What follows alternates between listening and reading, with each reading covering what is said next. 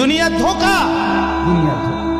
এই আজকে জানাজার দিন আমনের ফুদ বৌজি তারা যে কাঁদছিল সকাল থেকে, কাইন্দা কাইটা দাফন কইরা ঠিকই মাগরিবের পরে তারা ভাত লইয়া বলি।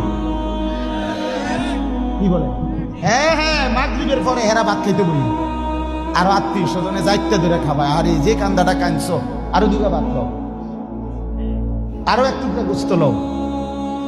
কিসের কান্দা? ধোকায়, দুনিয়া ধোকায়।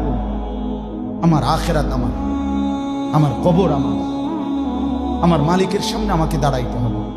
এই জন্য দোস্ত আমার এমন দুনিয়া না চাই যে দুনিয়া আল্লাহ ভুলায় দেয়, যে দুনিয়া আখেরাত ভুলায় দেয়।